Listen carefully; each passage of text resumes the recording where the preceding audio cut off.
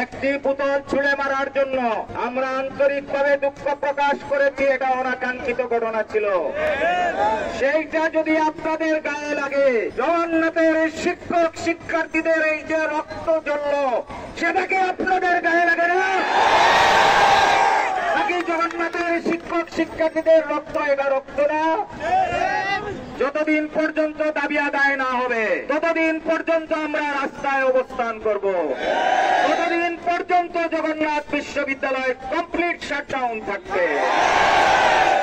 কতিপয় উপদেষ্টা মন্ডলী, আপনারা উপদেষ্টা হয়েছেন, আমরা সর্বাত্মক আমাদের সহযোগিতা আপনাদের প্রতি আছে। আমাদেরকে রাস্তায় কন্টিনিউ করার রাস্তা আপনারা দেখাবেন না।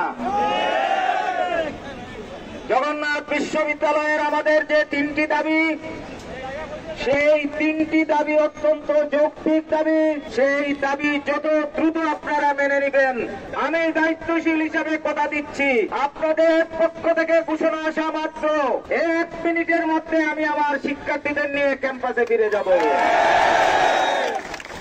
আর যদি দাবি মানা না হয়, কোন প্রকার যদি বুজুং বাজুং চলে এবং আমার শিক্ষার্থীদের গায়ে যদি হাত দেওয়ার অপচেষ্টা করা হয়, আল্লাহর কসম করে বলছি, সেই বুলেট সর্বপ্রথম আমরা যারা শিক্ষাগুরু আছি তাদের গায়ে লাগতে হবে। আপনারা এই আন্দোলনকে সারা বাংলাদেশে বিস্তৃত করবেন না।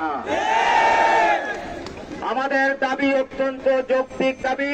আমাদের 3 দফা দাবি অবিলম্বে মেনে নিতে হবে। কালকে যারা আমার সহকর্মী শিক্ষক এবং শিক্ষার্থীদের গায়ে হাত দিয়েছে তাদেরকে বিচারের আওতায় আনতে হবে। একটি বোতল ছুঁড়ে মারার জন্য আমরা আন্তরিকভাবে দুঃখ প্রকাশ করেছি। এটা অনাকাঙ্ক্ষিত ঘটনা ছিল।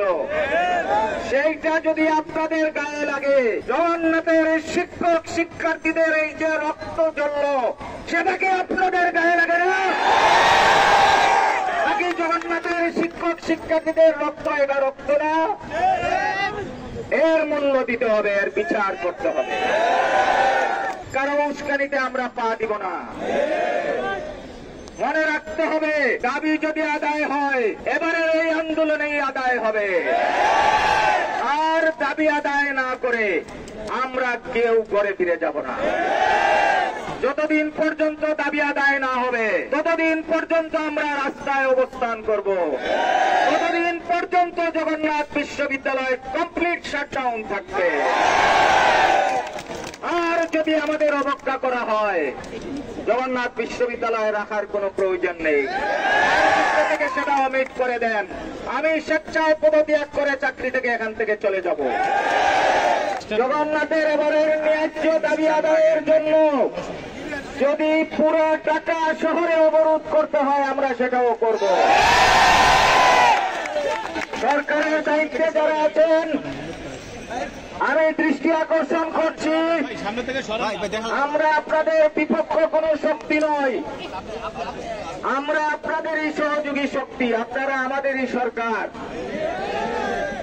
আজকে 24 ঘন্টা পার হতে যাচ্ছে, আমার অসহায় শিক্ষার্থীরা রাস্তায় শুয়ে আছে, আর আপনারা রাষ্ট্রীয় মসনদে বসে আছেন, একটু খোঁজও নিচ্ছেন না। বলতে পারে না